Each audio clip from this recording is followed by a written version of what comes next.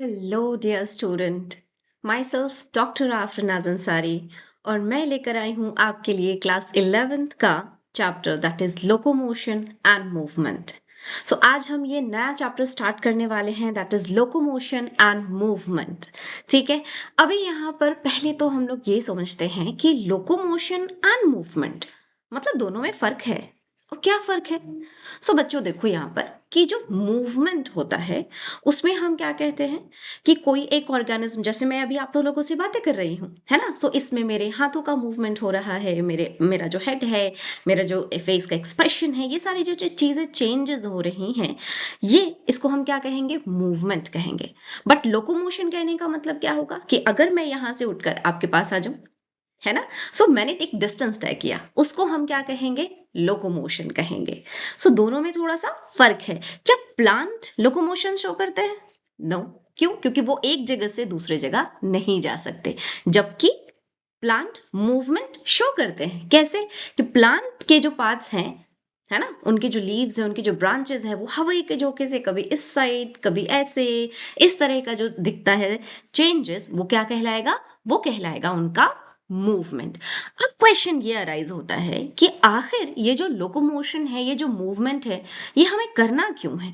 सो locomotion और movement जो है वो करने के लिए बहुत ज़्यादा इम्पॉर्टेंट है ये हमारी लाइफ में। कैसे भाई? तो आप देखो कि अगर हम खाना खा रहे होते हैं, है ना, सो फूड को यहाँ से लेकर अपने माउथ तक डालना होता है।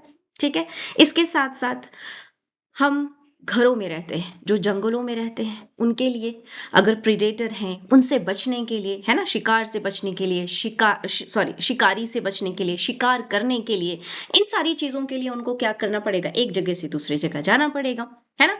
सो ये सारा चीज फूड की खोज में, मेट के लिए, बचने के लिए, इन सारे कामों के लिए हम लोगों को लोकोमोशन की जरूरत पड़ेगी, मूवमेंट की जरूरत पड़ती है। क्लियर हुआ है इतना? सो आज चलो हम लोग स्टार्ट करते हैं लोकोमोशन एंड मूवमेंट चैप्टर। सो सबसे पहले आ जाते हैं कि कितने टाइप का मूवमेंट जो है वो हमें देखने को मिलता है। सो प्यारे बच्चे मेरे, मूवमेंट जो है वो हमें देखने को मिलेगा 3 टाइप का। The first one is known as ciliary और फ्लैजेलर। सीलियरी और फ्लैजेलर कहने का मतलब दोनों एक ही है? नहीं, सीलियरी मूवमेंट या तो देखने को मिलेगा या फ्लैजेला के हेल्प से देखने को मिलेगा। सीलिया के हेल्प से मूवमेंट होगा तो कहेंगे सीलियरी मूवमेंट, फ्लैजेला के हेल्प से होगा तो कहेंगे फ्लैजेलर मूवमेंट। आई बात समझ में?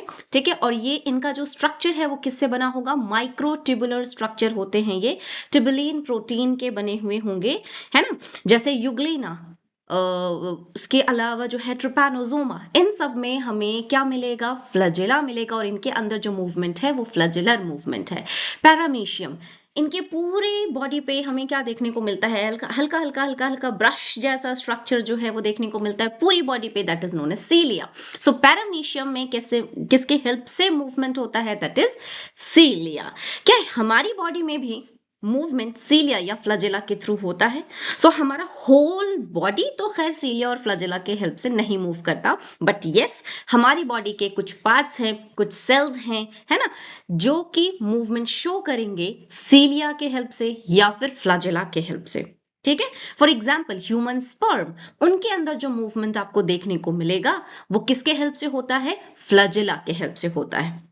इसके अलावा हमारे जो ट्रेकिया की लाइनिंग है, जो फेलोपियन ट्यूब है, ब्रॉन्काई है, इन सब के अंदर आपको क्या देखने को मिलता है? सीलिया देखने को मिलता है, और इन्हीं सीलिया के हेल्प से फेलोपियन ट्यूब में जो एग प्रेजेंट है वो आगे यूटेरस की तरफ मूव करता है।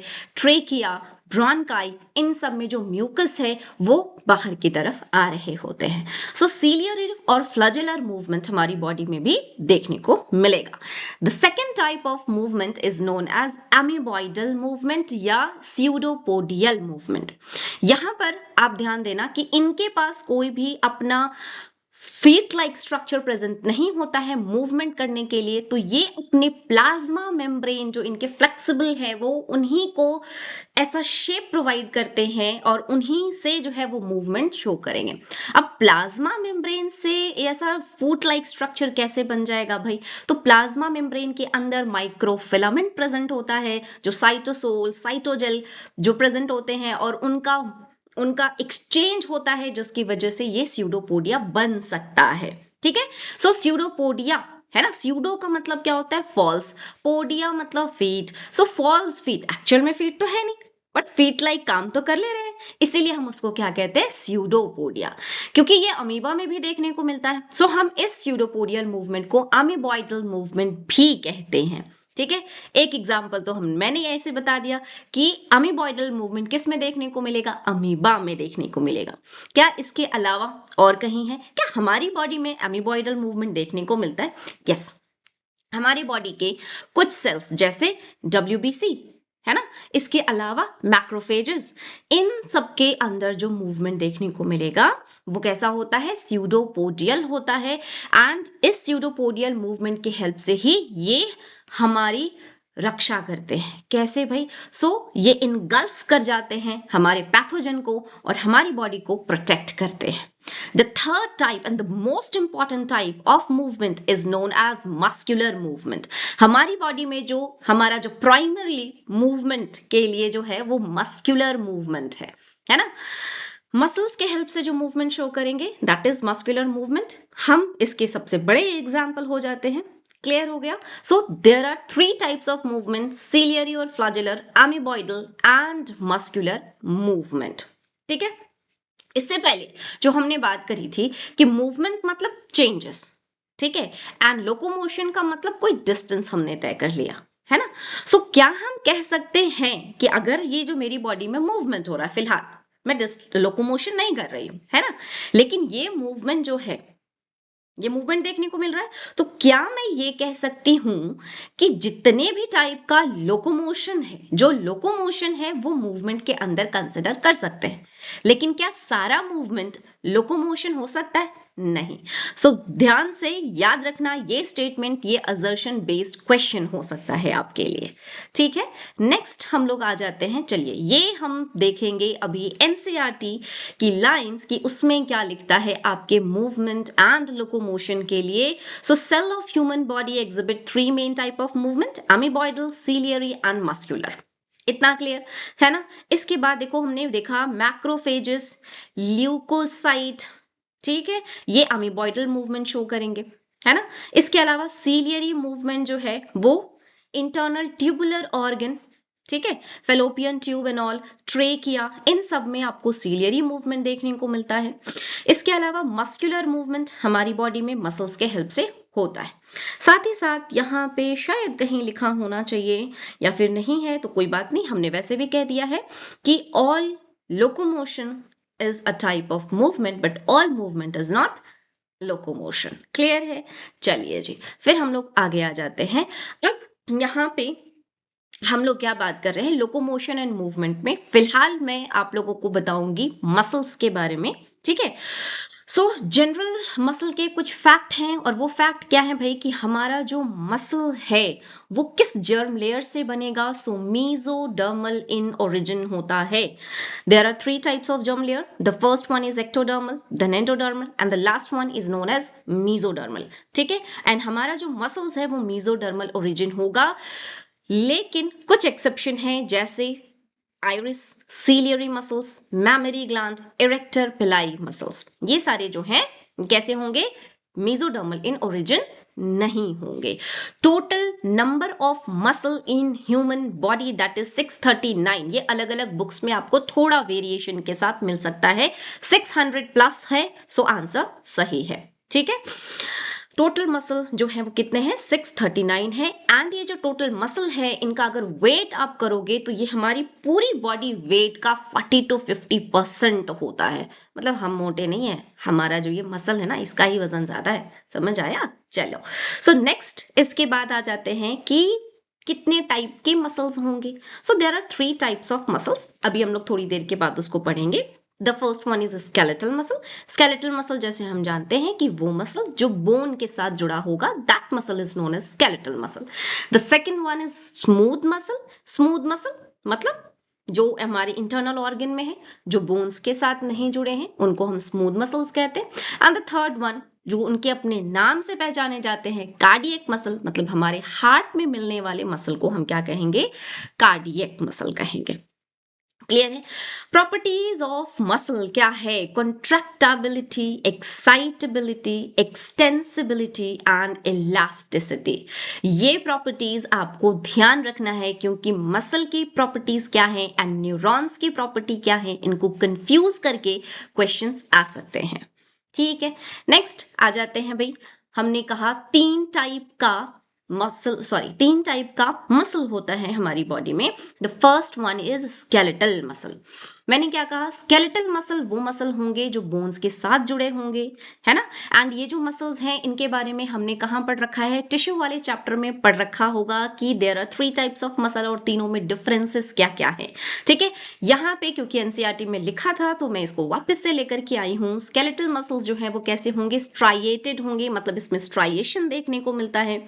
ये क्योंकि बोन के साथ जुड़े हैं तो किसके हेल्प से जुड़ेंगे? टेंडन के हेल्प से जुड़ेंगे, है ना?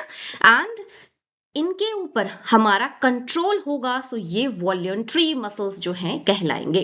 ठीक है, मल्टी न्यूक्लिएटेड होते हैं, सो सिनकाइशियल हम कहेंगे। ठीक है, एंड यही जो है वो लोकोमोटरी एक्शन के लिए रिस्पॉन्सिबल होते हैं।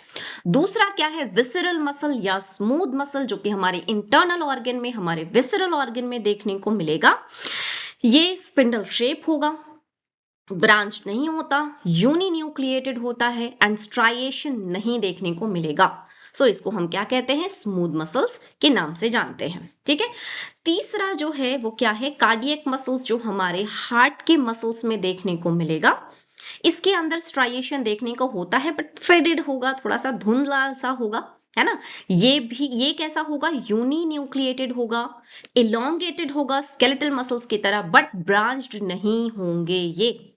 क्लियर हो गया? सो ये 3 टाइप के मसल्स और ये कुछ उनके बीच में क्या क्या डिफरेंसेस हैं या उनकी कैसे कैरेक्टरिस्टिक फीचर्स हैं वो हमने डिस्कस कर लिया। ठीक है, अब हम लोग आगे आ जाते हैं।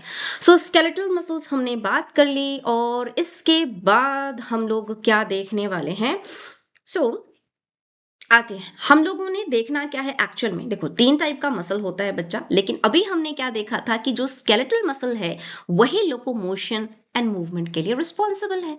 सो मतलब हम यहाँ पर क्या देखेंगे? स्केलेटल मसल्स की बात करेंगे। हम यहाँ किस मसल की बात करेंगे बच्चे? स्केलेटल मसल्स की बात करेंगे। ठीक है, सो स्केलेटल मसल की अगर हम बात करते हैं, आ जाओ हम लोग यहाँ पर स्ट्रक्चर बना लेते हैं। ये देखो, ये एक इंसान दिख रहा होगा, है ना? और ये उनके बॉडी के मसल्स, ये देखो क्या बाइसेप्स और ट्राइसेप्स है इनके। हम इनके एक मसल को यहाँ से उठा लेते हैं, ये वाला मसल हमने उठाया। ठीक है, और इसको हम थोड़ा सा जूम करके देखेंगे तो हमें ये एंड इसका क्रॉस सेक्शन भी काटेंगे और उसके बाद हम देखेंगे कि ये आखिर नजर कैसा आता है। तो चलो देख ले हम लोग। ठीक है, सो ये हमने लिया यहाँ पे, कुछ इस तरह का स्ट्रक्चर बना लेते हैं। आ जाओ, हमने क्रॉस सेक्शन लिया है। ठीक है, सो ये हमने काट लिया, ये कुछ ऐसा।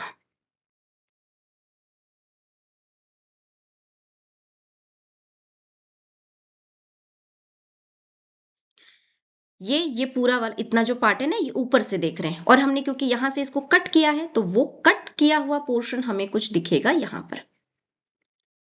कट किया हुआ पोर्शन हम देख रहे हैं यहाँ पे, ये कुछ इस तरह से।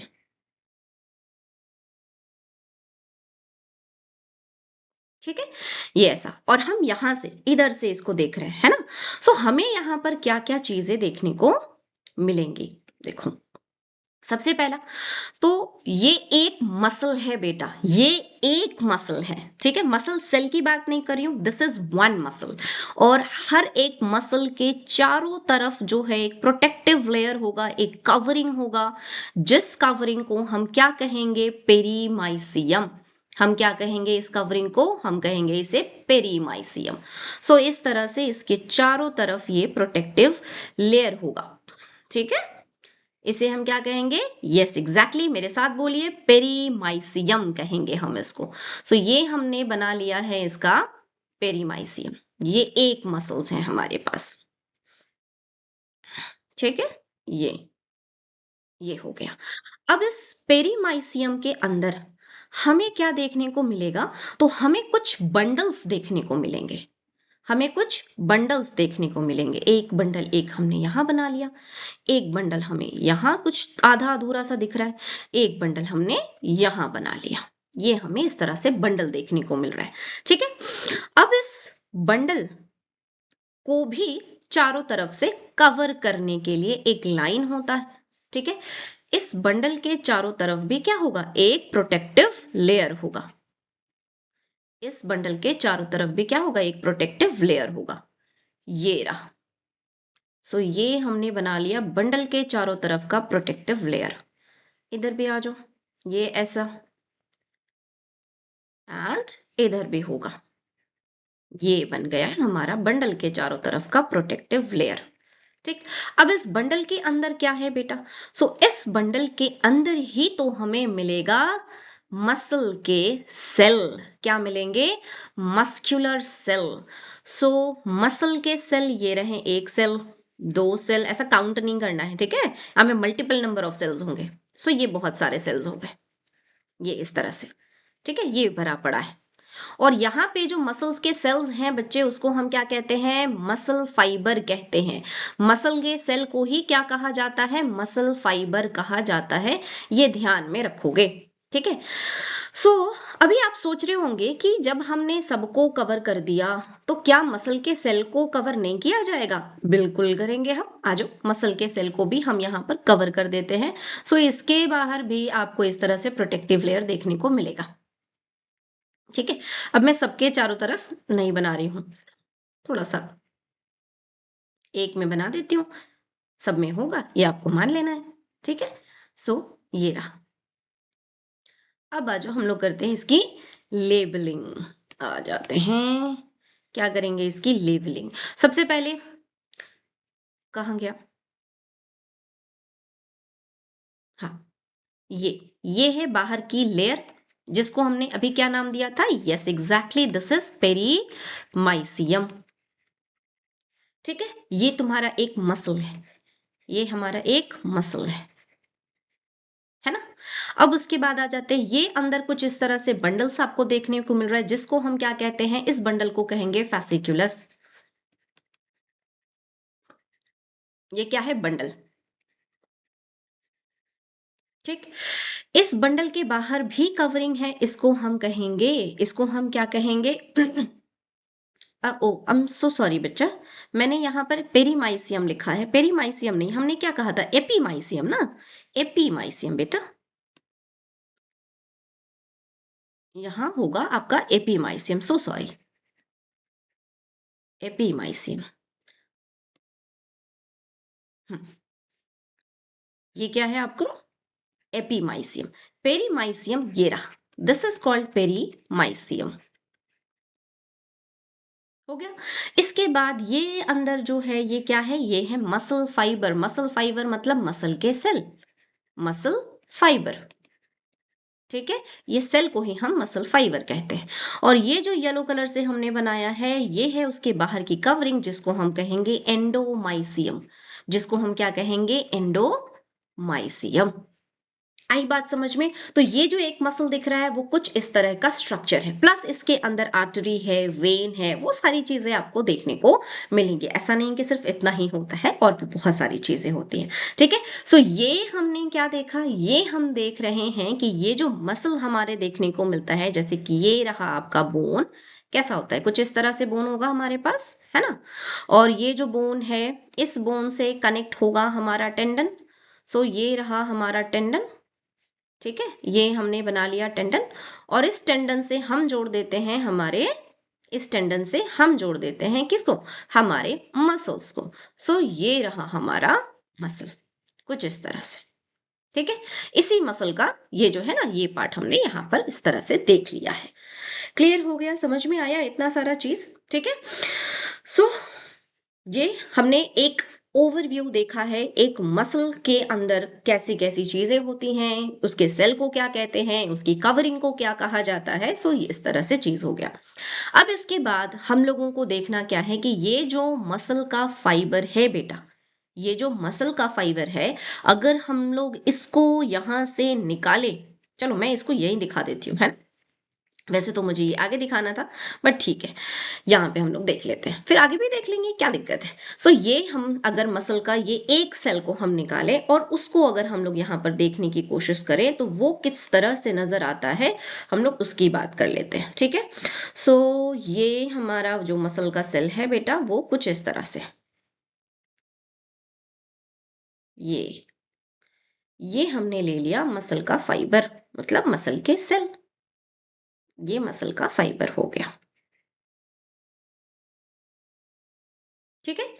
अब इस मसल के जो सेल हैं, स्केलेटल मसल है ये, है ना। सो इसमें जो न्यूक्लियस होगा वो कैसा होगा, हमने पहले ही बात करी, ये मल्टी न्यूक्लिएटेड होगा, सिनकाइशियल होता है। सो यहाँ पर जो है इसमें बहुत सारे न्यूक्लियस हमें देना है, लेकिन आप ध्यान रखोगे कि यहाँ पे जो हम बहुत सारा न्यूक्लियस देंगे बच्चे, वो ऐसा नहीं कि साइटोप्लाज्म में भर देना है, वो न्यूक्लियस हमें देना कहाँ है, सो प्लाज्मा मेम्ब्रेन के ही नीचे हमें देना है। सो कुछ इस तरह से हम मल्टी न्यूक्लिएटेड बनाएंगे इसको, यहाँ होगा प्लस यहाँ होगा, ठीक है। सो ये इनका हो गया बहुत सारा न्यूक्लियस। नेक्स्ट इसके बाद और क्या, कुछ और स्ट्रक्चर आपको देखने को मिलेगा। ये जो है ना, ये क्या है, आपका प्लाज्मा मेम्ब्रेन था। इस प्लाज्मा मेम्ब्रेन का ही एक्सटेंशन होता है, अंदर की तरफ, बाहर की तरफ नहीं, ठीक है। कुछ एक्सटेंशन इस तरह से आपको देखने को मिलेगा,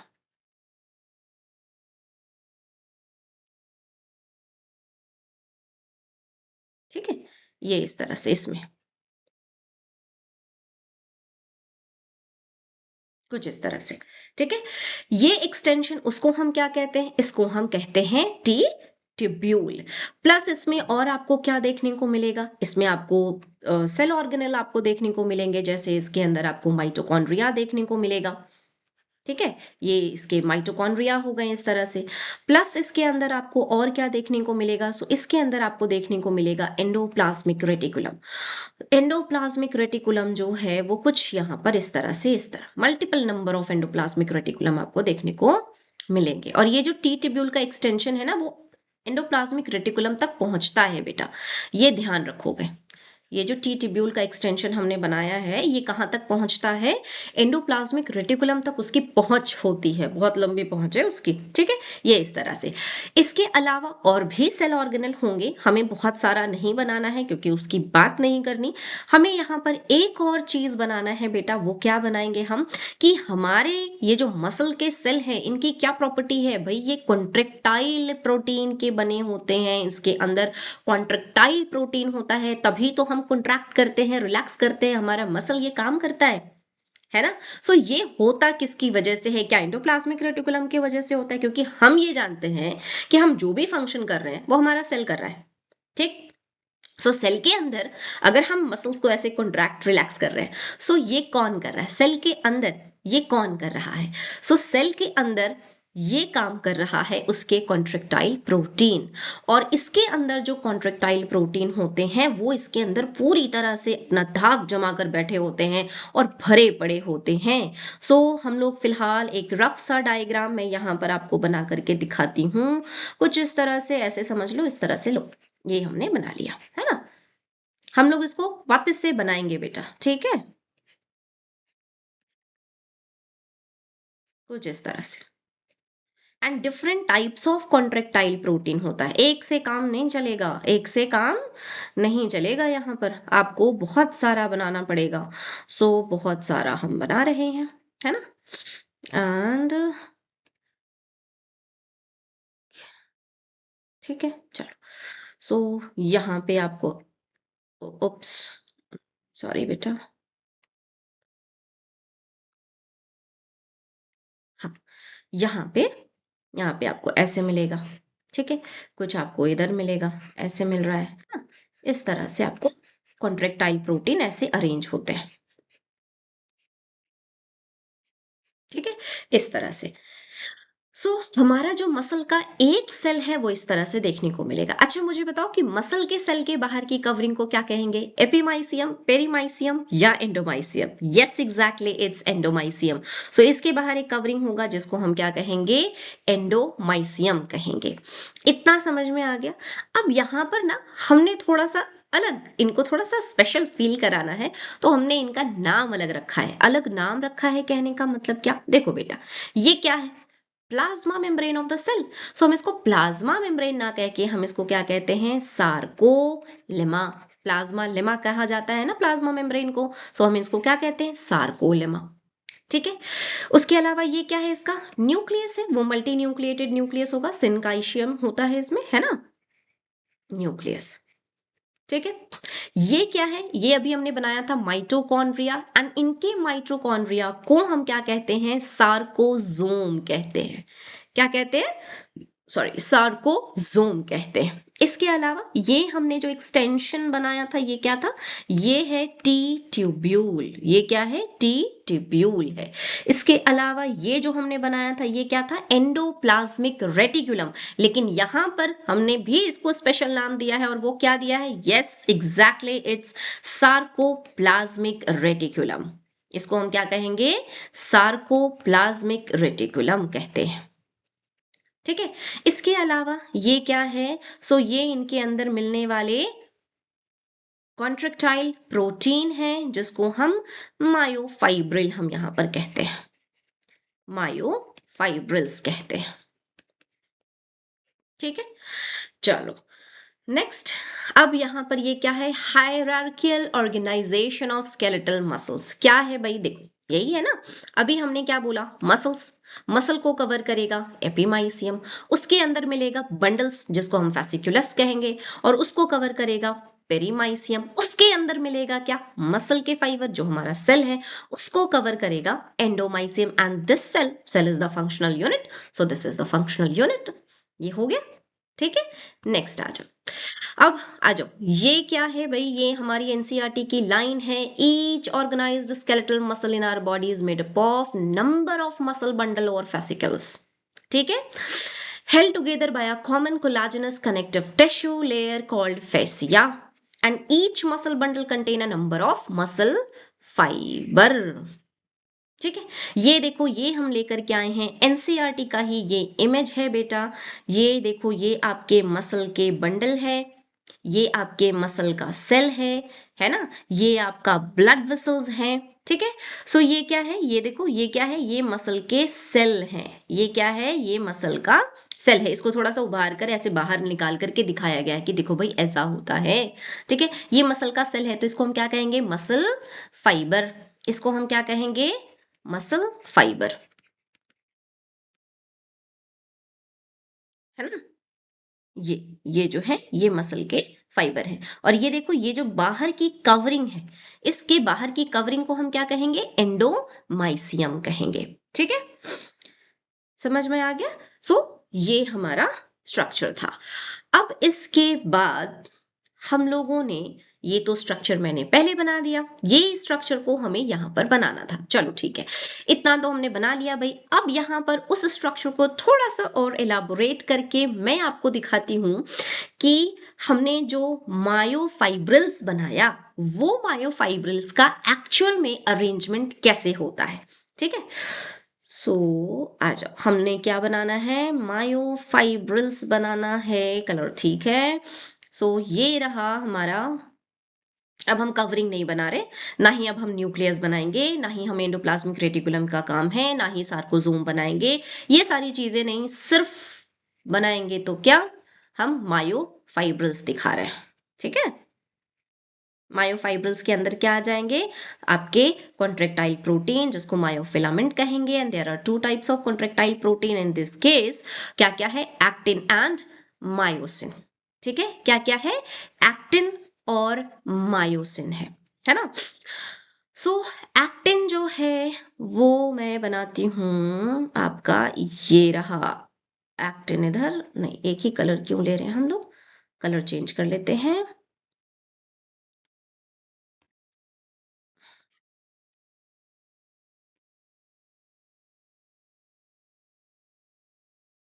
हम्म, ये हमने बनाया है, इधर है हमारे पास, ये है एक्टिन। ठीक है। और इधर है एक्टिन, यहाँ और फिर एक एक्टिन दे दो, यहाँ भी एक्टिन हम दे देते हैं, इधर भी एक्टिन, इधर भी एक्टिन। ये रहा, इधर एक्टिन एक और, इधर ऐसे एक्टिन लगा रहे हैं हम, ये रहा एक्टिन आपका, ठीक है। यहाँ भी एक्टिन हम देंगे, ये रहा इधर एक्टिन। कुछ इस तरह से अरेंजमेंट होता है। हम्म। इसके अलावा दूसरा फिलामेंट हमने क्या कहा था, दूसरे का नाम क्या दिया था, हमने दिया था दूसरे का नाम मायोसिन। क्या नाम दिया था दूसरे का, मायोसिन। सो मायोसिन जो है वो यहां पर हम बनाएंगे, ये रहा। मायोसिन थोड़ा सा थिक होता है बेटा, है ना। सो ये रहा हमारे पास मायोसिन, ये यहाँ पे इस तरह से,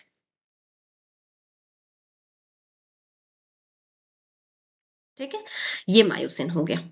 हाँ, क्या क्या है, चलो लेबल कर ले हम लोग। ये क्या है, ये है आपका एक्टिन, इसका नाम क्या है, एक्टिन। ये हम क्या बना रहे हैं, कॉन्ट्रेक्टाइल प्रोटीन, ठीक है। और ये इसका नाम क्या है, मायोसिन। इसका नाम क्या है, मायोसिन, ठीक है। ये इस तरह से कुछ अरेंज होता है। अब यहीं पे ना कुछ और चीजें भी हम लोग देख लेते हैं, ठीक है। क्या क्या है भाई, आज ये देखो, ये एक एक्टिन प्रोटीन है, ये दो एक्टिन प्रोटीन है। अब ये जो एक्टिन प्रोटीन आपको देखने को मिल रहा है, हम्म, इस एक्टिन प्रोटीन के बारे में बताती हूँ थोड़ा सा आपको, ठीक है। वैसे हम लोग आगे देखेंगे। ये जो एक्टिन प्रोटीन है, ये एक सेल में ऑलमोस्ट 3000 इन नंबर होते हैं। एक सेल में कितने हैं, 3000, ठीक है। और जबकि मायोसिन जो है, ये भी कम नहीं है, इसका काउंट एक सेल के अंदर 1500 होता है। एक सेल में कितना होता है, 1500 होते हैं, ठीक है। एंड एक और बात यहां पर आपको ध्यान रखना है कि एक्टिन, एक एक्टिन के चारों तरफ, है ना, एक एक्टिन के चारों तरफ जो है सराउंडेड बाय 3 मायोसिन। कितने मायोसिन से घिरा हुआ है आपका एक एक्टिन, 3 मायोसिन से। उसी तरह से एक मायोसिन जो है वो 6 एक्टिन से घिरे हुए होते हैं। एक एक्टिन 3 मायोसिन से घिरा है और एक मायोसिन 6 एक्टिन से घिरा हुआ है। एक सेल में 3000 एक्टिन मिलेगा और एक सेल के अंदर लगभग 1500 मायोसिन के फिलामेंट देखने को मिलते हैं। क्लियर है। अब आप सोचो कि सेल जिसको हम देख नहीं पाते नेकेड आंखों से, उस सेल के अंदर ये 3000 एक्टिन, 1500 मायोसिन, इतना सारा है, फिर वो सेल कैसा होगा, है ना। सेल ऐसा नहीं कि बड़ा हो जाता है इसको रखने के लिए, नहीं। तो फिर अब यहाँ पे आप समझो थोड़ा सा इस चीज को कि अगर कोई एक जगह पर अगर एक्टिन है ना, सो यहाँ पे हमने ये डिस्टेंस लेकर के बनाया है ताकि आपको समझ आए। लेकिन जो ये एक्टिन है, ये जो एक्टिन है, इसका अरेंजमेंट कैसा होगा पता है, ये एक्टिन फिर इधर एक्टिन फिर ये ऐसे, मतलब इतना नजदीक नजदीक नजदीक नजदीक ऐसे होता है, ठीक है। ये इस तरह से एक्टिन है, फिर यहाँ पर और एक्टिन, ये एक्टिन का इस तरह से ऐसे अरेंजमेंट होगा। सो अब आप जब हम इसको देखेंगे माइक्रोस्कोप से देखो तो ये क्या लगेगा, ये हमें लगेगा कि ये एक पूरा ऐसा बैंड है, एक बैंड है, यहाँ पे एक और बैंड है, ऐसा दिखेगा ना, है ना। उसी तरह से मायोसिन जो है, मायोसिन, उसी तरह से अगर हम मायोसिन को ले लें तो मायोसिन के बारे में मैंने क्या कहा भाई कि मायोसिन और थिक होता है, और मायोसिन जो है उसकी थिकनेस ज्यादा होती है। सो ये आपका मायोसिन यहाँ पर इतना थिक सा, यहाँ मायोसिन, फिर यहाँ पर और थिक सा मायोसिन, यहाँ और थिक सा मायोसिन, ठीक है। और इस तरह से ऐसे मायोसिन आपका प्रेजेंट है ना, कुछ इस तरह से। सो अब आप यहाँ पर देखो कि ये भी मायोसिन का भी एक बैंड देखने को मिलेगा, दिखेगा। एक्टिन का भी बैंड देखने को मिल रहा है, मायोसिन का भी बैंड देखने को मिल रहा है। लेकिन अगर आपको मैं पूछूं कि इसमें से बताओ बच्चा कि किसका बैंड जो है वो मुझे लाइट कलर का देखने को मिलेगा, it's quite obvious ma'am actin. क्यों, क्योंकि वो थिन होता है। एंड किसका बैंड जो है वो मुझे डार्क स्टेन देखने को मिलेगा, मायोसिन। क्यों, क्योंकि वो थिक होता है। आई बात समझ में, ठीक है। सो इस तरह से लाइट बैंड जो है वो एक्टिन के थ्रू फॉर्म किए जाएंगे एंड डार्क बैंड जो है वो आपको मायोसिन के थ्रू फॉर्म किए जाएंगे। सो यहाँ पे अगर मैं एक्टिन और मायोसिन के बैंड्स को दिखाऊं तो आप यहाँ पे थोड़ा सा ध्यान देना कि यहाँ से लेकर के यहां तक का पार्ट, पूरा एक्टिन नहीं ले रही हूं मैं, वो पार्ट जहां तक मायोसिन स्टार्ट हो रहा है, ठीक है, पूरा एक्टिन नहीं। सो यहां से लेकर के यहां तक का पार्ट, इसमें सिर्फ और सिर्फ एक्टिन है, लेकिन पूरा एक्टिन नहीं है। This is the light band. ये लाइट दिखता है तो हम इसको क्या कहते हैं, लाइट बैंड, ठीक। उसी तरह से ये पूरा मायोसिन का लेंथ लेना है आपको। पूरा मायोसिन का जो लेंथ है ये आपका डार्क होगा, होगा ना। ये क्या कहलाएगा, डार्क बैंड। ये क्या कहलाएगा, डार्क बैंड। क्लियर है इतना। सो लाइट बैंड किसको कहेंगे, डार्क बैंड किसको कहेंगे, इतना आई गेस आपको क्लियर हो गया होगा। अब इसके बाद आ जाओ, यहां पे एक और चीज आपको दिखाती हूं कि ये जो एक्टिन है ना, एक्टिन को, एक्टिन का, ये एक्टिन है, ठीक है, ये तो लाइट बैंड जो है ना, लाइट बैंड को इस तरह से बीच से ऐसे बाइसेक्ट करेगा, इस तरह से ऐसे। हम्म, हम्म, एक मिनट बेटा। अच्छा अच्छा, कोई बात नहीं, मैं इसको रब कर लेती हूँ।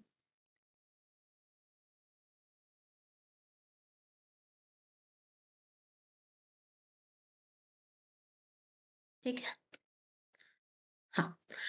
अभी इसके बाद और क्या है, सो आपको कुछ लाइंस मैं यहां पर बना करके दिखाती हूँ। पेन हमने लिया है, हाँ। सो ये जो आपका लाइट बैंड है, ये जो आपका क्या है, लाइट बैंड है, ठीक है। इस लाइट बैंड को इस तरह से ऐसे बीच से हम बाइसेक्ट करेंगे। बैंड को बाइसेक्ट करना है, जो कि आपके प्रोटीन के साथ जुड़ा हुआ होगा, बट प्रोटीन को बीच से नहीं काट देगा, है ना। प्रोटीन के फिलामेंट को कोई नुकसान नहीं होता है, ध्यान रखोगे, ठीक है। सो इस तरह से यहां मैं दिखा देती हूँ कि आपका जो ये लाइट बैंड है, इसको ऐसे बीचों बीच से बाइसेक्ट करेगा एक लाइन, जिसको हम क्या कहेंगे, जेड लाइन। जिसको हम क्या कहेंगे, जेड लाइन। तो मैं यहां पर वो जेड लाइन बना रही हूं, ये है आपका जेड लाइन, ठीक है। लाइट बैंड को क्या कर रहा है, बाइसेक्ट कर रहा है, इसको हम क्या कह रहे हैं, जेड लाइन कह रहे हैं। ये रहा आपका जेड लाइन, ठीक है। ये भी क्या है, एक्टिन का फिलामेंट है, और ये जो एक्टिन का फिलामेंट है ना बेटा, वो इससे जुड़ा होता है। रेड कलर लिया था, है ना, ये इस तरह से ऐसे, ठीक है। इसको ऐसे जोड़ेंगे हम। सो ये इस तरह से बाइसेक्ट करने वाले लाइन को हम क्या कह रहे हैं, जेड लाइन कह रहे हैं। कह लिया, ठीक है। इसके अलावा और क्या होता है, तो ये जो तुम्हारा डार्क बैंड है, डार्क बैंड कहने का मतलब पूरा मायोसिन का लेंथ हम लेंगे, उसको बीच से बाइसेक्ट करने वाला एक लाइन होगा, जिसको हम कहेंगे एम लाइन। क्या कहेंगे, एम लाइन, ठीक है। So light band, dark band, Z line, M line. अब इसके अलावा आप थोड़ा सा गौर करना कि यहां ये जो तुम्हारा पूरा मायोसिन का लेंथ है बेटा, ये जो आपका पूरा मायोसिन का लेंथ है ना, ये जो पूरा मायोसिन का लेंथ है, उसमें यहां से लेकर के यहां तक इतना पार्ट, इतना पार्ट, ये आपको यहाँ इतना पार्ट, जो अगर मैं इतने पार्ट की बात करती हूँ इस साइड में, और इधर भी हम लोग थोड़ा सा इतने पार्ट की बात करते हैं, तो ये देखो यहाँ पर आपको एक्टिन और मायोसिन दोनों मिल रहा है मायोसिन का लेंथ, बट उस मायोसिन के लेंथ के नीचे आपको एक्टिन भी देखने को मिल रहा है ना। सो इस पार्ट को हटाकर, मतलब मायोसिन का वो लेंथ जहां पर, मायोसिन का वो लेंथ जहां पर एक्टिन नहीं मिलता, that zone is known as H zone. इसको हम क्या कहते हैं, एच जोन कहते हैं। इतना आ गया समझ में, ठीक है। अच्छा, अब यहां पर आ जाते हैं कि ये जो डार्क बैंड है ना, इसको हम ए बैंड भी कहते हैं। डार्क बैंड को ए बैंड भी कहेंगे, एंड लाइट बैंड को आई बैंड भी कहेंगे। लाइट बैंड को हम क्या कहेंगे, आई बैंड भी कहेंगे,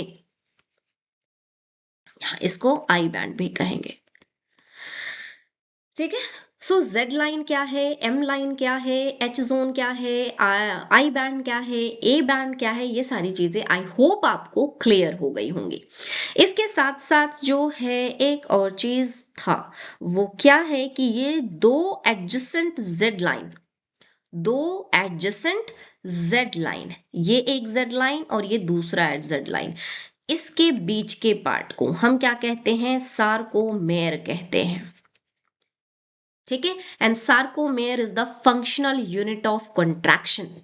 मतलब हमारा जो मसल्स कॉन्ट्रैक्ट कर रहा है उसका फंक्शनल यूनिट क्या है? यही सार्कोमेर है। मतलब जो भी कंट्रैक्शन या रिलैक्सेशन होता है वो इसी सार्कोमेर में देखने को मिलेगा। सो मतलब कि अगर हम एक सार्कोमेर की कहानी अच्छे से समझ लें तो हमारा पूरा मसल का कंट्रैक्शन या रिलैक्सेशन क्लियर हो जाएगा, है ना? सो नेक्स्ट वाले स्लाइड में या फिर उसके आगे हम लोग ये जरूर देखेंगे। ठीक है, चलो इतना तक समझ में आ गया है।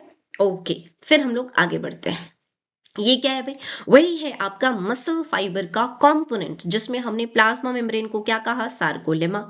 ठीक है, सार्कोप्लाज्म क्या होता है बच्चे? सार्कोप्लाज्म होता है साइटोप्लाज्म को हम यहाँ पर सार्कोप्लाज्म कहते हैं। सार्कोजोम माइटोकॉन्ड्रिया को कहते हैं। सार्कोप्लाज्मिक रेटिकुलम एंडोप्लाज्मिक रेटिकुलम को कहते हैं। This is the store house of calcium ion, बहुत ज्यादा जरूरी है कैल्शियम आयन इसके लिए। टी ट्यूब्यूल क्या है? Extension of sarcolemma. मायोफाइब्रिल्स क्या है? वही प्रोटीन के रॉड्स, जो कि मायोसिन देखो 1500 होगा एक सेल में और एक्टिन होगा 3000 इन वन सेल। आई बात समझ में? चलो जी, प्लस अब यहां पर हम बात कर रहे हैं functional unit, that is the sarcomere and the functional unit of muscle contraction. ठीक है, और बनेगा कैसे? Distance between two adjacent Z line. A band को हमने कहा एन आइसोट्रोपिक। अब ए बैंड याद है आपको? ए बैंड मतलब डार्क बैंड, डार्क बैंड मतलब पूरा मायोसिन का लेंथ, और इस मायोसिन के लेंथ में थोड़ा सा पार्ट जो है वो आपका एक्टिन आता था, इधर और इधर। ठीक है, सो ये पूरा आपका इतना जो है ना, ये तो है आपका डार्क बैंड। अरे ये बात समझ में, ये इतना आपका पार्ट जो है वो डार्क बैंड है। तो इसमें आपको दो टाइप के प्रोटीन देखने को मिल रहे हैं, है ना? डिफरेंट टाइप्स ऑफ प्रोटीन देखने को मिल रहे हैं। ठीक है, सो इसलिए हम इसको क्या कह रहे हैं? एनआइसोट्रॉपिक। क्लियर है?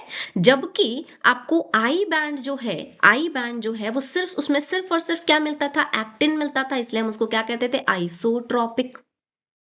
क्लियर हो गया? एच जोन जो सेंट्रल पार्ट जिसमें एक्टिन एब्सेंट होगा, that is the H zone. M line है ना, connects thick filament in centre of H zone, या फिर एम एम लाइन जो है एच जोन के बीचों बीच होगा, ये कह लो, या ए बैंड के बीचों बीच होगा, ये कह लो। ठीक है, नेक्स्ट आ जाते हैं जेड लाइन। जेड लाइन क्या होगा? बाइसेक्ट आई बैंड, ना कि actin filament. Bisect I band and anchor actin filament, ये जुड़ेगा एक्टिन फिलामेंट के साथ। सो ये क्लियर है? चलो जी, नेक्स्ट हम लोग आ जाते हैं कि हम बात कर रहे थे किसकी किसकी? सो हम बात कर रहे थे मायोसिन की एंड एक्टिन की। तो अभी हम लोग थोड़ा देर पहले हमने देखा था अल्ट्रा स्ट्रक्चर ऑफ, यही है ultra structure of, this is the structure of cell, and ये उसके अंदर का अल्ट्रा स्ट्रक्चर ऑफ। ये रहा मायोसिन, ये रहा एक्टिन, तो हमने उसका स्ट्रक्चर देख लिया है। ठीक है, अब हम लोग थोड़ा सा और इसके बारे में देखते हैं कि मायोसिन फिलामेंट जो है ये थिक होगा, एक्टिन फिलामेंट जो है ये थिन होगा। मायोसिन फिलामेंट एक्चुअल में बच्चों किससे बना है? हमने मायोसिन को कैसे बना लिया? ऐसा बना लिया, और हम कह देते हैं ऐसा है। ठीक है, जब हम इसका अल्ट्रा स्ट्रक्चर देखेंगे ना, जब हम इसको अच्छे से देखेंगे, ठीक है, सो ये कुछ ऐसा स्ट्रक्चर नहीं है।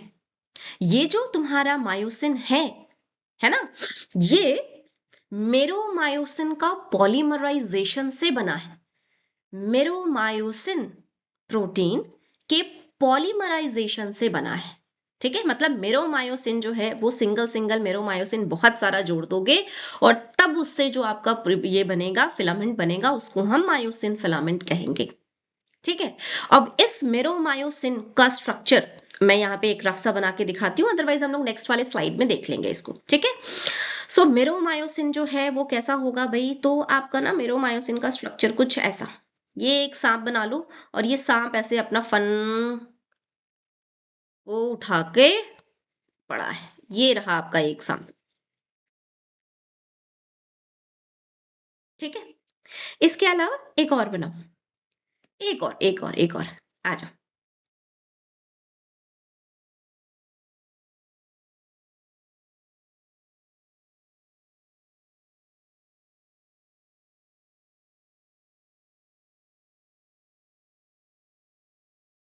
ये दो ऐसे होते हैं।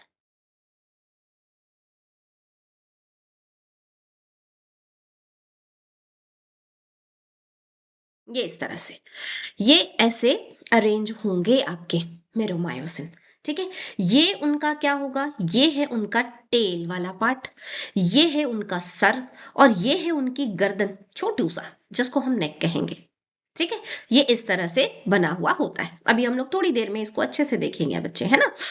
नेक्स्ट यहाँ पर आ जाते हैं, ये हेड है। अब इस हेड में कुछ पार्ट हो जाते हैं, जैसे यहाँ पर एटीपी बाइंडिंग साइट होगा, और ये जो मेरोमायोसिन है ये एक्टिन के साथ जुड़ेगा, तो एक्टिन बाइंडिंग साइट भी होगा, दोनों में ही होते हैं। ठीक है, कैसे काम करता है वो सारी चीजों को अभी हम लोगों को थोड़ी देर में पढ़ना है। नेक्स्ट आ जाते हैं एक्टिन फिलामेंट की हम बात करेंगे। तो एक्टिन फिलामेंट जो है ना, ये मायोसिन की तरह सीधा नहीं है, ये है पतला, लेकिन सीधा बिल्कुल नहीं है। मेरो मायोसिन अकेला था बेचारा, और उसको जोड़ जोड़ करके मायोसिन बन गया। एक्टिन ने कहा नहीं भाई, पतला हूं तो क्या समझे हो, है ना। सो एक्टिन प्रोटीन जो है, इसने क्या कहा कि मैं सिंगल टाइप के प्रोटीन से तो बनूंगा ही नहीं। तो यहां पर इसको बनाने के लिए आए हैं तीन टाइप के प्रोटीन। एक है तुम्हारा एफ एक्टिन, दूसरा है ट्रोपोमायोसिन, और तीसरा है ट्रोपोनिन। और ये तीनों आपस में जुड़ करके किस तरह से स्ट्रक्चर बनाते हैं एक्टिन फिलामेंट का, वो हम लोग अब देखते हैं। चलो, ठीक है। अच्छा, सबसे पहले स्ट्रक्चर हम देख रहे हैं क्या, मायोसिन फिलामेंट का स्ट्रक्चर हम देखेंगे। सबसे पहले हम किसका स्ट्रक्चर देखेंगे, मायोसिन फिलामेंट का स्ट्रक्चर देखेंगे। मायोसिन फिलामेंट बच्चे क्या है, हमने कहा कि मायोसिन फिलामेंट जो है ये आपका मेरोमायोसिन जो है उसका पॉलीमराइजेशन होता है और उससे बनेगा, है ना। मोनोमर क्या है, मेरोमायोसिन। ठीक है, मायोसिन फिलामेंट क्या है, एक टाइप के कॉन्ट्रेक्टाइल प्रोटीन है। क्या है, एक टाइप के कॉन्ट्रेक्टाइल प्रोटीन होते हैं। ठीक है, मोनोमर क्या होगा इसका, मोनोमर क्या होगा इसका, मोनोमर होगा मेरोमायोसिन, है ना। अब इस मेरोमायोसिन के एक्चुअल में क्या है, दो पार्ट है। मेरोमायोसिन के एक्चुअल में क्या है, दो पार्ट है बच्चे, दो पार्ट है। ठीक, एक क्या है, सबसे पहला तुम्हारा टेल पार्ट है, और एक क्या है, दूसरा तुम्हारा हेड पार्ट है। या हेड पार्ट ना करके हम क्या कह सकते हैं इसको, ग्लोब्यूलर हेड एंड नेक कह देते हैं। चलो, हेड एंड नेक पार्ट। ठीक है, टेल वाले पार्ट को हम क्या कहते हैं, टेल वाले पार्ट को हम क्या कहेंगे, लाइट मेरो मायोसिन। LMM, लाइट मेरो मायोसिन। ठीक है, ये जो हेड एंड नेक वाले पार्ट है इसको हम क्या कहेंगे, हैवी मेरो मायोसिन। HMM, हैवी मेरो मायोसिन। ठीक, अब यहाँ पे इसका जो हेड वाला पार्ट है ना, इसमें आपको दो साइट देखने को मिलता है, दो बाइंडिंग साइट देखने को मिलेगा। क्या है, एक हो जाएगा आपका एटीपी बाइंडिंग साइट, एक हो जाएगा आपका एटीपी बाइंडिंग साइट, और दूसरा हो जाएगा क्या, एक्टिन बाइंडिंग साइट। दूसरा क्या हो जाएगा, एक्टिन बाइंडिंग साइट। बोलो, इतना समझ में आ गया। ठीक है, अब यहाँ पर ये कैसे है, अभी तो हमने स्ट्रक्चर वैसे इसका बना रखा था। ये देखो, ये हमारे पास ये इस तरह से मेरोमायोसिन, ऐसा, है ना। ये इस तरह से, ऐसे इस तरह से बहुत सारे मेरोमायोसिन को आपस में जोड़ते जाओ, और फिर क्या बनेगा उससे, आपका मायोसिन प्रोटीन बन जाएगा। ठीक है, ये रहा आपका एक्टिन बाइंडिंग साइट, ये रहा आपका एटीपी बाइंडिंग साइट। इस पूरे पार्ट को, इस पूरे पार्ट को कहां से कहां तक, हेड प्लस नेक, इसको हम क्या कहते हैं, इसको हम कहते हैं क्रॉस आर्म। क्या कहेंगे, क्रॉस आर्म। ये यहां से यहां तक का पूरा पार्ट जो है ये क्या कहलाएगा, ये कहलाएगा टेल। ये जो है ये क्या कहला रहा है, ये है हमारे पास हेड। ये कुछ इस तरह का है ना। अब यहां पे ये बना लो, देखो ये हमने बनाया मेरो, सॉरी, ये हमने बनाया मायोसिन। ठीक है, और यहां हम बना लेते हैं, ये है हमारे पास जेड लाइन। उनका हाथ कट गया, कोई बात नहीं, ये हमने बना लिया यहां पर एक और जेड लाइन। ठीक है, और इस जेड लाइन, कहाँ चला गया, ये रहा जेड लाइन। अब यहां पर हम बना लेते हैं, ये हमारे पास है एक्टिन। ठीक, ये रहा हमारे पास एक्टिन, है ना। अब ये मायोसिन जो है उसमें क्या प्रेजेंट है भाई, मायोसिन बना ही है मेरोमायोसिन से, तो आ जाओ मेरोमायोसिन की स्टोरी देखते हैं हम लोग। यहाँ पर ये रहा आपका मेरोमायोसिन, ऐसे ऐसे ऐसे ऐसे उठा हुआ है बेटा, ठीक है, कुछ इस तरह से, सेम ऐसे इधर भी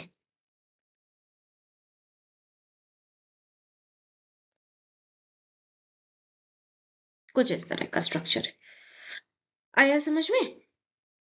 सो ये है आपका मायोसिन फिलामेंट, ये उसमें दिख रहे हैं मेरोमायोसिन, और ये है आपका एक्टिन फिलामेंट, ठीक है।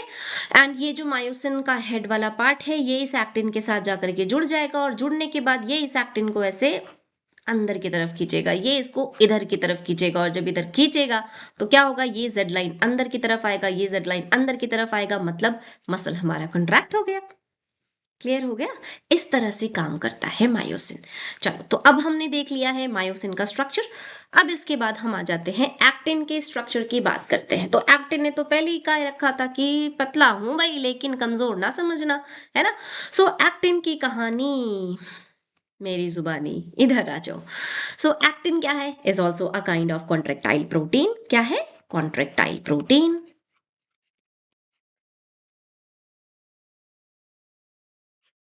ठीक। कितने टाइप के प्रोटीन से बनेगा भाई, यहाँ पे देखो ये तीन है, ट्रोपोनिन है, ट्रोपोमायोसिन है, एफ एक्टिन है। अब यहाँ पर ना एक्चुअल में एक प्रोटीन है जिसको हम कहते हैं जी एक्टिन, और वो ग्लोब्यूलर होता है, तो ये रहा एक जी एक्टिन, ठीक है ना, ये एक जी एक्टिन है, ये एक और जी एक्टिन, और इस तरह से इस जी एक्टिन का पॉलीमराइजेशन कर दो। ये जी एक्टिन का हमने क्या कर दिया, पॉलीमराइजेशन कर दिया। ये जी एक्टिन का क्या कर रहे हैं हम, पॉलीमराइजेशन, ये कर दिया हमने, ऐसा, ठीक। एक और जी एक्टिन ले लो, एक और ले ले, चलो ले लेते हैं, ये रहा एक और जी एक्टिन।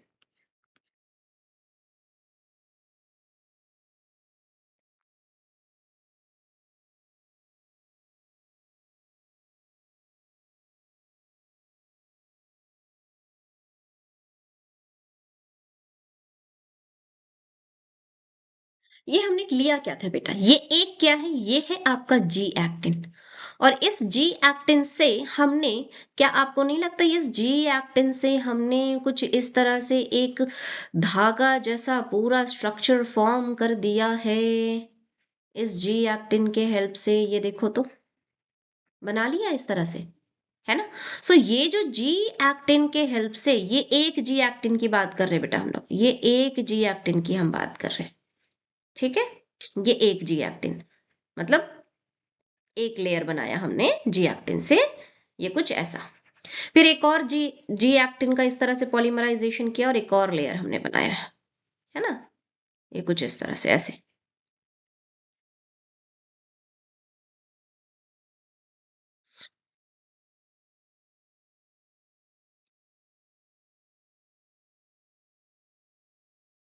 ये ऐसा बना लिया, ठीक है। सो ये जो जी एक्टिन का पॉलीमराइजेशन करके इस तरह से फिलामेंट बना रहे हैं, इसी को तो एफ एक्टिन कहते हैं। इस पूरे फिलामेंट को अब हम क्या कहने लगेंगे, एफ एक्टिन कहेंगे, या फिलामेंटस एक्टिन कहेंगे। क्या कहेंगे, फिलामेंटस एक्टिन कह दिया। अब इस G actin, sorry F actin, या जो फिलामेंटस एक्टिन है उसका जो दो चेन है, उस चेन के चारों तरफ हमें एक रस्सी इस तरह से ऐसे लगा देनी है। रस्सी नहीं लगानी, रस्सी जैसा, है ना, रोप जैसा एक तुम्हारा फिलामेंट आएगा, ऐसा ही, और वो उसके चारों तरफ ऐसे घूम जाएगा, लाइक दिस। इसको हम क्या कहेंगे, इसको बच्चे हम कहेंगे ट्रोपोमायोसिन। इसको हम क्या कह रहे हैं, इसको हम कह रहे हैं बेटा ट्रोपोमायोसिन कह रहे हैं बेटा, ठीक है। ये है तुम्हारा tropomyosin. So what is this, this is what, this is tropomyosin, ठीक है। अब इस ट्रोपोमायोसिन में क्या होगा, इस ट्रोपोमायोसिन के ऊपर कहीं कहीं पर, कहीं कहीं पर क्या होगा, इस तरह से ट्रोपोनिन नाम का प्रोटीन जो है वो लगा है, ये ट्रोपोनिन नाम का प्रोटीन लगा है। ठीक है, इस तरह से। अब ये क्या है भाई, अब यहाँ पे आप समझो कि सबसे पहले हम बनाए थे क्या, जी एक्टिन। तो ये रहा आपका जी एक्टिन। इस जी एक्टिन में ना बेटा एक साइट है, जी एक्टिन में एक साइट है। इस साइट का नाम क्या है, मायोसिन बाइंडिंग साइट। इस साइट का नाम क्या है, myosin binding site, myosin binding site. ठीक है, मतलब क्या हो गया, ये वो साइट है जो मायोसिन के साथ जुड़ेगा। सो this is called what, myosin binding site. ठीक, ये जी एक्टिन में प्रेजेंट है। अब इस मायोसिन बाइंडिंग साइट को ढक कर रख देगा कौन, इसी के चारों तरफ से ऐसे घूम जाएगा। क्या घूमेगा, अभी जो हमने बनाया ट्रोपोनिन। और जब इसके चारों, इसके जहां पर मायोसिन बाइंडिंग साइट है ना, उसको मास्क करते हुए गुजर जाएगा वहां से कौन, ट्रोपोमायोसिन। सो इस तरह से हुआ क्या, आपका जो मायोसिन बाइंडिंग साइट था वो छिप गया, जो मायोसिन बाइंडिंग साइट था एक्टिन में वो छिप गया। ठीक है, अब यहां पर क्या है, यहां पर प्रेजेंट है आपका, क्या बनाया था हमने, ट्रोपोनिन। यहां पे हम दे देते हैं ट्रोपोनिन। अब इस ट्रोपोनिन में ना बेटा एक्चुअल में 3 साइट होता है। एक होता है टी साइट, एक होता है सी साइट, एक होता है आई साइट। टी साइट मतलब ट्रोपोनिन का वो पार्ट जो ट्रोपोमायोसिन के साथ जुड़ेगा, है ना। अब ट्रोपोनिन है और ये ट्रोपोमायोसिन के साथ जुड़ रहा है, तो जुड़ने के लिए साइट चाहिए। सो ये टी साइट है, ठीक है, वो इसके साथ जुड़ के रखा हुआ है। सी साइट, ये वो साइट है जहां पर कैल्शियम आकर के जुड़ेगा। स्टोर हाउस है कैल्शियम का कौन, एंडोप्लाज्मिक रेटिकुलम, वो रिलीज करेगा और वो यहां पर आकर के जुड़ेगा। ठीक है, इनहिबिटरी साइट, काम नहीं करने देगा, है ना। सो कुछ इस तरह से ये ऐसा होता है। होगा क्या इससे, अब आप देखो कि इससे पहले वाले स्ट्रक्चर में हम आते हैं। यहां देखो कि ये जो तुम्हारा मायोसिन था, है ना, इस मायोसिन में क्या था, एक्टिन बाइंडिंग साइट था, यहां पर था। और इस एक्टिन में क्या है, मायोसिन बाइंडिंग साइट है। लेकिन इस मायोसिन बाइंडिंग साइट को आपके ट्रोपोमायोसिन नाम के प्रोटीन ने ढक दिया। तो जब ये ढका हुआ है तो क्या ये मायोसिन के साथ जुड़ेगा, नहीं भाई, है ना। तो फिर जब जुड़ना है, क्योंकि जुड़ेगा तभी कॉन्ट्रैक्शन होगा बेटा, तो जब जुड़ना है तब क्या होता है, तो जब जुड़ना है बच्चे उस टाइम पे क्या होगा, और यहां पर क्या होगा, यहां पे ट्रोपोनिन होगा। जब जुड़ना होगा, होगा क्या उस टाइम पे कि कैल्शियम पहले तो सिग्नल आएगा।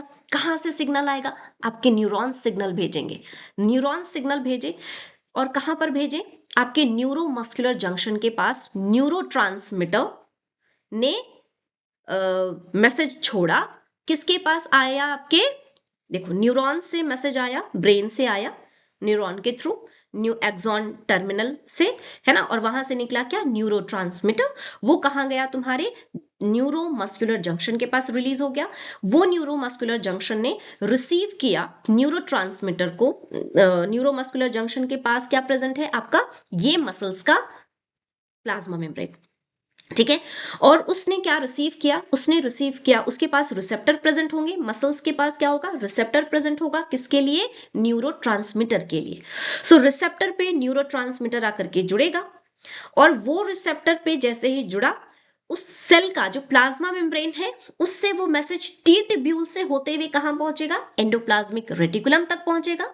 और एंडोप्लाज्मिक रेटिकुलम के पास जैसे ही सिग्नल पहुंचा है, एंडोप्लाज्मिक रेटिकुलम ने कैल्शियम रिलीज किया, वो कैल्शियम वहां से भागता हुआ पहुंचेगा और कहां पे पहुंचेगा, इस ट्रोपोनिन के साथ जुड़ जाएगा। जैसे ही ट्रोपोनिन के साथ कैल्शियम जुड़ेगा, क्या होगा कि ट्रोपोनिन का स्ट्रक्चर में चेंज आएगा और वो अपनी जगह से ऐसे खिसक जाएगा। अब ये जैसे ही अपनी जगह से खिसका, तो ट्रोपोनिन तो जुड़ा था ट्रोपोमायोसिन के साथ, तो वो क्या करेगा ना, ट्रोपोनिन वो ट्रोपोमायोसिन को लेकर के थोड़ा सा खिसक जाएगा। अब जैसे ही ट्रोपोनिन हटा, ट्रोपोमायोसिन भी अपने जगह से थोड़ा सा खिसका, और जब खिसका तो क्या हो गया, मायोसिन बाइंडिंग साइट एक्सपोज हो गया। और जैसे ही ये साइट एक्सपोज हुआ, आपका मायोसिन में जो एक्टिन बाइंडिंग साइट था वो तो एक्सपोज था ही, वो उसके साथ जुड़ जाएगा, और जुड़ जाएगा तो फिर मसल की कॉन्ट्रैक्शन को कौन रोका है ना? आई बात समझ में? सो इस तरह से ये काम करते हैं। क्लियर हो गया? सो अभी हमने क्या देख लिया है? स्ट्रक्चर भी देख लिया, एक्टिन का भी, मायोसिन का भी।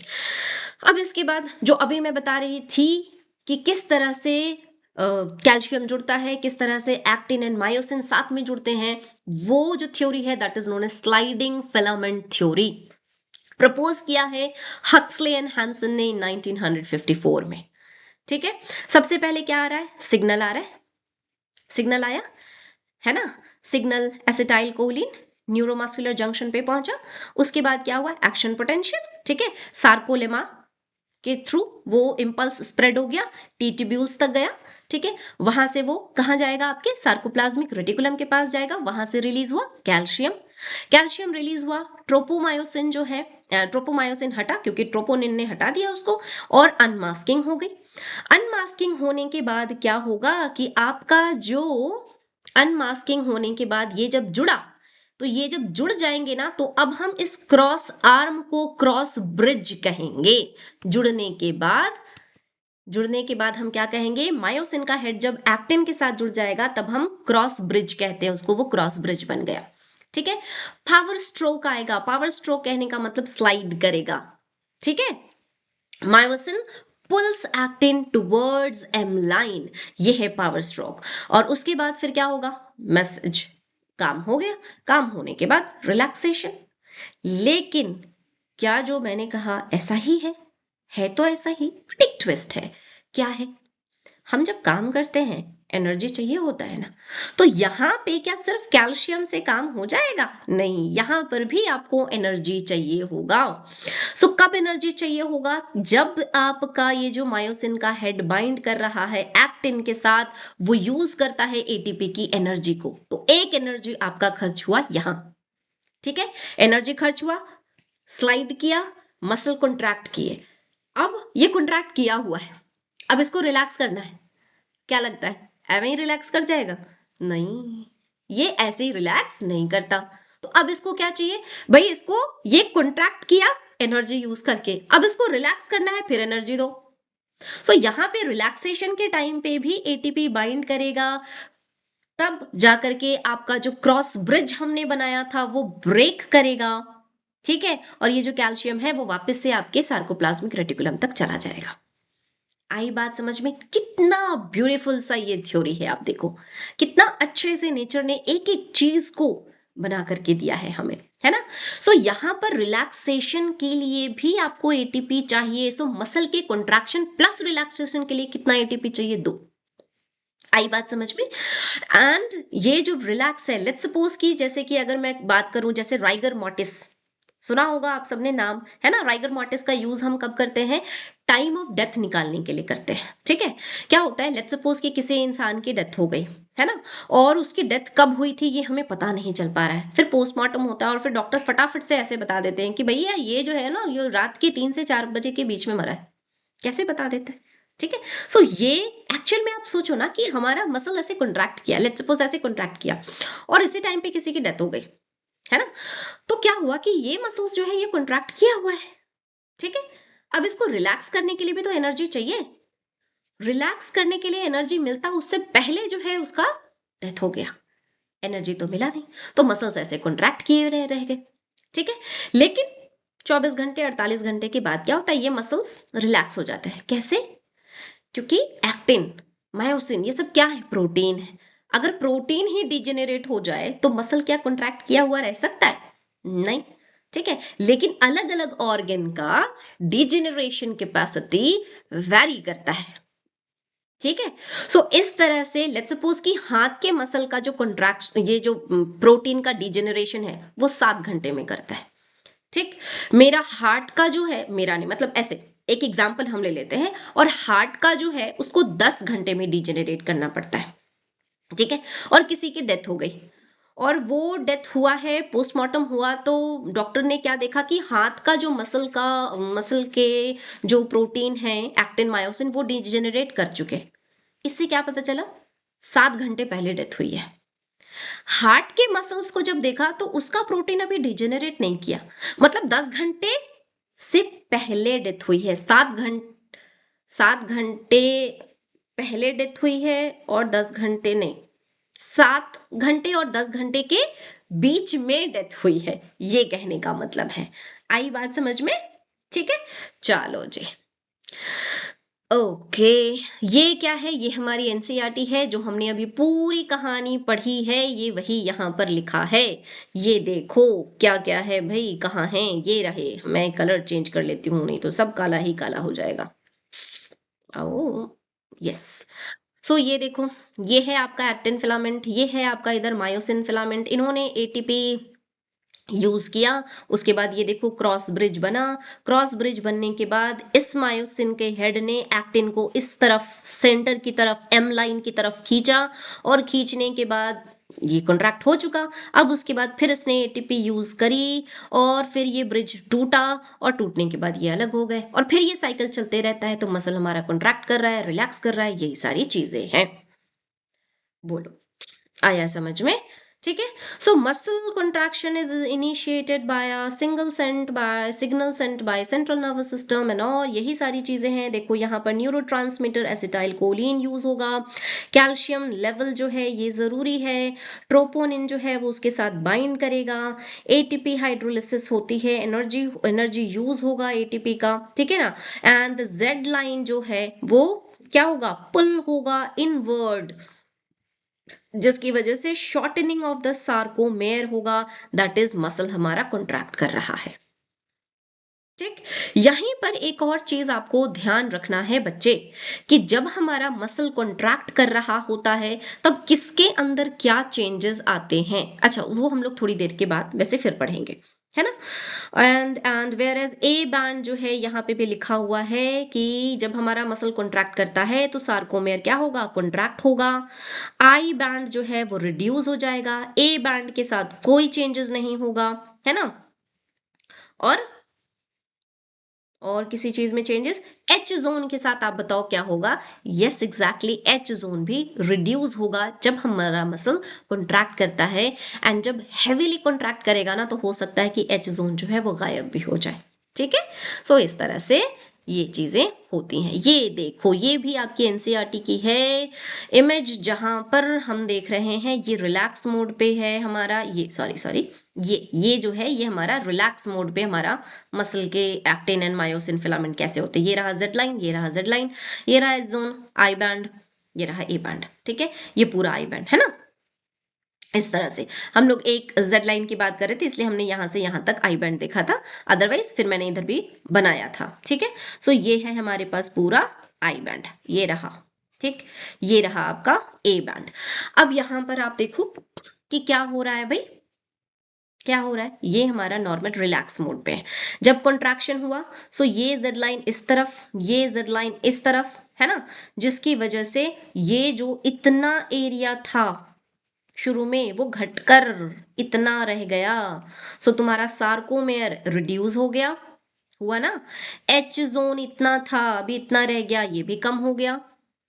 आई बैंड इतना था, अब वो आप देखो इधर इतना सा ही रह गया, इधर इतना सा ही रह गया, तो आई बैंड भी रिड्यूस हो गया। लेकिन क्या ए बैंड या ए बैंड के साथ कोई चेंजेस आया? ए बैंड अभी भी इतना था, ए बैंड अभी भी इतना है, क्योंकि ए बैंड तो पूरा मायोसिन का लेंथ होता है, उसमें कोई चेंजेस नहीं होगा। क्लियर हुआ? है ना। सो कुछ इस तरह से है। और यहाँ पे देखो हमने क्या कहा, मैक्सिमली कॉन्ट्रैक्टेड है, तो जो भी मैंने कहा था कि अगर मैक्सिमम हम कॉन्ट्रैक्ट करेंगे तो एच जोन गायब हो जाएगा। सो वो ये देखो यहाँ पे एच जोन गायब। ठीक है, सो इस तरह से चीजें होती हैं। चलो जी, अब हम आ गए हैं इस चैप्टर के आखिरी पड़ाव पे। मसल मेटाबॉलिज्म कैसे होगा, या फिर क्या क्या एनर्जी के सोर्सेस हैं हमारे। सो इमीडिएट जो सोर्स है बच्चे एनर्जी का, वो है एटीपी। इसके अलावा जो एनर्जी के सोर्स हैं वो क्या क्या है? फॉस्फोक्रिएटिन है ना। जब हम स्ट्रेनस एक्सरसाइज कर रहे होते हैं, बहुत हैवी वर्क कर रहे होते हैं, उस टाइम हमारा मसल का सेल जो है वो एनारोबिक रेस्पिरेशन भी करता है। हमारे मसल्स के सेल में एक और चीज ध्यान रखना, मायोग्लोबिन होता है। मायोग्लोबिन होगा, मसल का हीमोग्लोबिन इज मायोग्लोबिन, ठीक है, जो कि आपके टर्शियरी प्रोटीन है। One myoglobin can bind with one molecule of oxygen. ठीक है, ये आप ध्यान रखोगे. नेक्स्ट इसके बाद आ जाते हैं, there are two types of muscle fibre. The first one is known as red muscle fibre and the second one is known as white muscle fibre. Red muscle fibre में मायोग्लोबिन, रेड दिख ही रहा है भाई, तो myoglobin plenty number में होगा, white में कम होगा. माइटोकॉन्ड्रिया जो है वो रेड मसल फाइबर में प्लेंटी नंबर में होगा, व्हाइट में कम होगा. रेस्पिरेशन एरोबिक होगा इसमें, क्योंकि देखो माइटोकॉन्ड्रिया बहुत सारा है, हीमोग्लोबिन मायोग्लोबिन बहुत सारा है, ऑक्सीजन है, एटीपी बनाने का तरीका है उनके पास बहुत सारा, सो एरोबिक रेस्पिरेशन होगा. जबकि यहाँ पे अगर मायोग्लोबिन भी कम है, माइटोकॉन्ड्रिया भी कम है और जरूरत ज्यादा पड़ गई तो ये एनारोबिक रेस्पिरेशन कर सकते हैं. ठीक है, अब यहाँ पे आप देखो बहुत सारा ऑक्सीजन, बहुत सारा माइटोकॉन्ड्रिया, एरोबिक रेस्पिरेशन कंटिन्यूअसली कर रहा है, तो क्या ये जल्दी थकेगा? एटीपी है ही, बनते ही जा रहा है, एटीपी खत्म ही नहीं हो रहा है. हम थक कब जाते हैं? जब हमारी बॉडी में एटीपी कम हो जाता है. इसके पास कमी नहीं होगा, तो ये स्लो, बहुत धीरे से थकेगा, थकेगा नहीं जल्दी, है ना. जबकि ये तुरंत काम करेगा, थक गया. जैसे हम तुरंत दौड़ते हैं उसके बाद थक जाते हैं. ठीक है, नेक्स्ट आ जाते हैं सार्कोप्लाज्मिक रेटिकुलम. क्या होगा? इसमें कम होगा, इसमें ज्यादा होगा. जैसे अभी मैं इतनी देर से आपको बैठ के पढ़ा रही हूँ, है ना. सो ये जो हमारा बैक बोन, वर्टिब्रे में जो बोन है उसके पास जो मसल्स लगे हुए हैं, ठीक है, वो धीरे से थकता है, वो जल्दी नहीं थकता. इसीलिए तो हम बैठकर आराम से बैठे रह सकते हैं दिन भर, सोए रह सकते हैं ना दिन भर. ठीक है, क्या कमर में दर्द होती है सोने से? नहीं होती है. समझ आ रही है बात? ठीक है, सो बैक एक्सटेंसर जो है रेड मसल फाइबर के बने होंगे. उसी तरह से स्पैरो देखा है, छोटी सी चिड़िया है ना, फट फट फट फट करके उड़ेगी और फिर तुरंत थक के बैठ जाती है. हमारी ये जो आईलिड्स, ठीक है, ये ऐसे करके इस तरह से मूवमेंट हम करेंगे, है ना. यहां पर भी व्हाइट मसल फाइबर होगा. ठीक है, तो ये जल्दी जल्दी काम करेंगे, व्हाइट मसल फाइबर जल्दी जल्दी काम करेंगे और थक जाएंगे. रेड मसल फाइबर आराम से नहीं थकते. क्लियर हो गया? एक साइकिल है that is known as Cori cycle. अब ये कोरी साइकिल क्या है भाई? जब हमारी मसल्स में लैक्टिक एसिड का फॉर्मेशन हो जाता है, होता है ना, जब हम खूब हैवी एक्सरसाइज करते हैं, दौड़ भाग कर लेते हैं, उसके बाद फिर क्या होगा? लैक्टिक एसिड बन गया, फिर पैर हाथ लेकर के मम्मा दबा दो, यही करते हैं. ठीक है, मसल क्रैम्प हो जाता है ना. उस टाइम पे कोरी साइकिल काम करेगा. क्या करते हैं हम उसमें मसाज कराते हैं या हम गर्म पानी से सेक कराते हैं. और ये सब चीज करने के बाद होता क्या है कि ब्लड का सर्कुलेशन हमने बढ़ा दिया. और ब्लड सर्कुलेशन जब हम बढ़ाते हैं तो ब्लड क्या करेगा? जहां पर भी लैक्टिक एसिड एक्यूमुलेट हुआ था उसको वहां से उठाएगा और लेकर के जाएगा लिवर में. और लिवर करेगा क्या? लिवर के अंदर चलेगा ये पूरी साइकिल और लिवर उस लैक्टिक एसिड को कन्वर्ट कर देगा ग्लाइकोजन में. ठीक है, किसमें कन्वर्ट करेगा? कार्बन डाइऑक्साइड में भी कन्वर्ट करेगा, H2O में भी कन्वर्ट करेगा and rest of the part को ग्लाइकोजन में कन्वर्ट कर देता है. ठीक है, सो ये होगा आपके लिवर के अंदर. That cycle is known as Cori cycle. चलो जी, नेक्स्ट. अब इसके बाद क्या हो गया? हमारा खत्म हो गया ये चैप्टर. अब हम देख लेते हैं थोड़ा बहुत स्केलेटल डिसऑर्डर क्या हो सकते हैं. स्केलेटल डिसऑर्डर मतलब जो मसल्स में हम लोगों को डिसऑर्डर देखने को मिलेगा स्केलेटल मसल में. पहला है आपका माइस्थेनिया ग्रेविस. माइस्थेनिया ग्रेविस जो है ये बच्चों, ये एक क्या है? ऑटो इम्यून डिसऑर्डर है, जिसमें हमारे जो अभी हमने कहा था कि प्लाज्मा मेम्ब्रेन जो सार्कोलेमा है उसके पास रिसेप्टर होते हैं न्यूरोट्रांसमीटर के. सो एक न्यूरोट्रांसमीटर है जो मोस्ट कॉमन है, दैट इज एसिटाइल कोलिन. सो आपका जो रिसेप्टर है वो एंटीबॉडी जो है ना वो उस रिसेप्टर को डैमेज कर देता है. माइस्थेनिया ग्रेविस में क्या होगा? हमारे जो रिसेप्टर्स हैं उनके अगेंस्ट एंटीबॉडी बनने लगता है और रिसेप्टर डैमेज हो गए. अब सिग्नल आ रहा है, सिग्नल आ रहा है ना.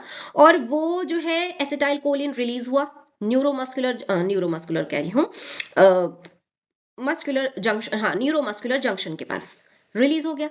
लेकिन उसको रिसीव करने वाला जो रिसेप्टर है वो है ही नहीं. सो बेचारा सेल जो है वो जो टी ट्यूब्यूल जो है वो बैठा है कि सिग्नल आएगा तो मैं मैसेज भेजूंगा, लेकिन सिग्नल आए कैसे? रिसेप्टर तो डैमेज हो चुका. सो ये होता है माइस्थेनिया ग्रेविस में. अब जब सिग्नल नहीं आ रहा है तो क्या मसल कॉन्ट्रैक्ट करेगा? क्या मसल रिलैक्स करेगा? नहीं. सो ये पैरालिसिस की एक निशानी हो सकती है। ठीक है, दूसरा जो डिसऑर्डर है दैट इज मस्कुलर डिस्ट्रॉफी। ये एक एक्स लिंक्ड जेनेटिक डिसऑर्डर है, और अगर एक्स लिंक्ड है तो मेल को होगा, है ना। इसमें होता क्या है, डिस्ट्रोपिन एक और भी प्रोटीन है, और भी डिफरेंट काइंड्स ऑफ प्रोटीन होते हैं एक्टिन मायोसिन के अलावा, दैट इज डिस्ट्रोपिन, इसके अलावा भी होते हैं।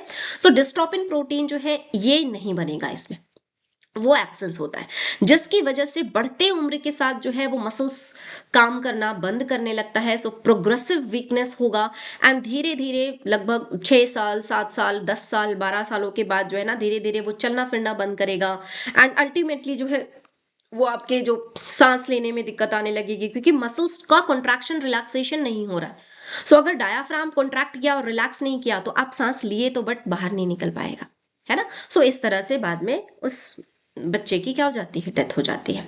राइगर मॉर्टिस अभी मैंने बता दिया है। सो इस तरह से मेरे ख्याल से हमारा चैप्टर जो है वो कंप्लीट होता है। आई होप कि आप सबको ये चैप्टर अच्छे से समझ आया होगा। ठीक है, फिर इसके बाद हम लोग नेक्स्ट चैप्टर में फिर से हाजिर होंगी, और इसके बाद वाला जो चैप्टर है मेरे ख्याल से स्केलेटन सिस्टम होगा। तब तक के लिए थैंक यू सो मच।